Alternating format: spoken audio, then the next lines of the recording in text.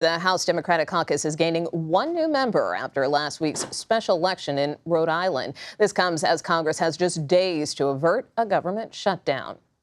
Democratic Congressman-elect Gabe Amo of Rhode Island joins us now. Congressman, thank you so much for joining us. You are entering Congress on the brink of a potential government shutdown. What do you make of this two-step continuing resolution, and will you support it?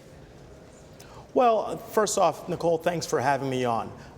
Ultimately, when I look at our responsibility as a Congress, as a House, is to put forward a plan that is free of gimmicks and that services the priorities of making sure that our seniors are taken care of, that those in the military are taken care of, and those who are working in our government. So I think any gimmicks in terms of passing a full year budget are not acceptable for this moment. So does that mean you're a no? I'm going to do my work, my homework. As you know, I'm getting sworn in tonight. And so I'm going to dig in deeply and figure out what the pathway is to making sure that we avert a shutdown. That's the priority. And so it doesn't seem like this is a good faith effort, and in fact is something that may be a hindrance to us actually meeting this week's deadline. The Speaker has made clear that he's not going to bring up emergency supplemental foreign aid, at least for now, that he's going to table that and deal with it separately. As you know, the House has already passed a standalone Israel aid bill. There's also some talk of making Ukraine aid contingent on dealing with border security. Where do you stand on that?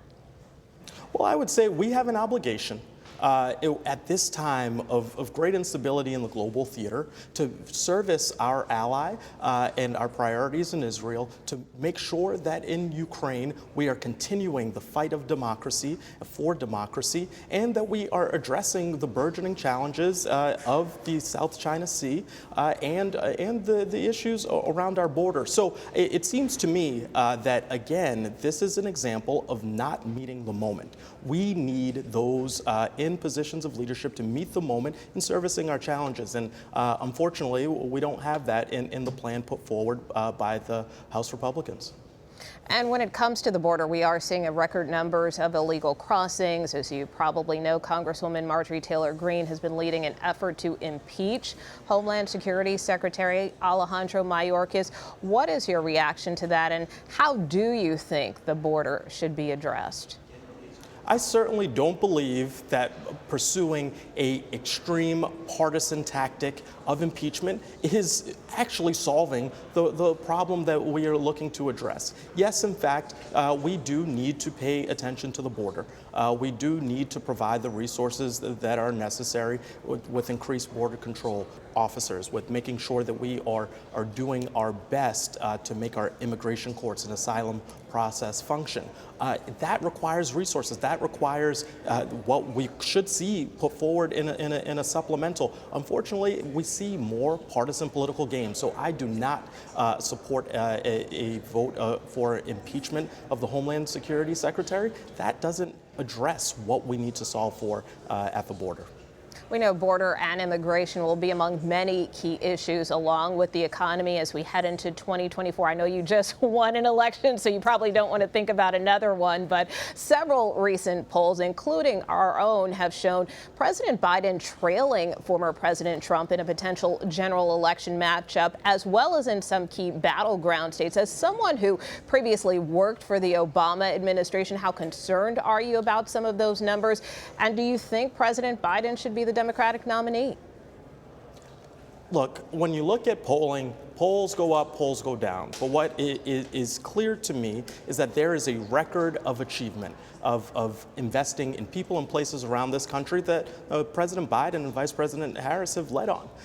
If you look back to 2011, you see poll numbers for President Obama in isolation, when there isn't the dust cleared from the Republican primary field, being quite similar to where we see President Biden. So ultimately, the results that President Biden has delivered are going to be what we focus on, and telling those narratives, telling that story of progress is what we'll focus on. And I am certain President Biden will prevail against the extremism of MAGA Republicans and former President Trump.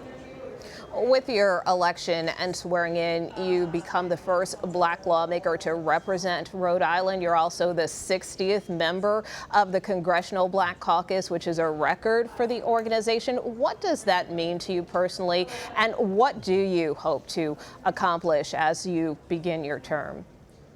Well, I am so grateful to be in this moment. I certainly stand on the shoulders of so many who came before me in Rhode Island and around the country on that march for civil rights, to have every voice, every seat filled at the table with a range of perspectives that reflect this country. And so what it means to me is that I've got work to do. I've got to live up to the promise of the opportunity at hand, and I look forward to being that 60th vote for the Congressional Black Caucus, being a part of the House Democratic Caucus, and serving the people of the 1st Congressional District of Rhode Island who sent me here to work hard for them. And so as far as what I hope to accomplish, it is a continued focus on investing in people and places in the district, making sure that there are jobs in the supply chains of the future, that we are fighting gun violence, and that we are doing everything we can to ensure retirement security for our seniors. But at the end of the day, I'm going to put my head down, get to work, and I am so grateful for this opportunity and this moment to serve people in my home community. All right, Congressman-elect Gabe Amo, thank you so much for being with us, and welcome to the Capitol. Thank you, Nicole.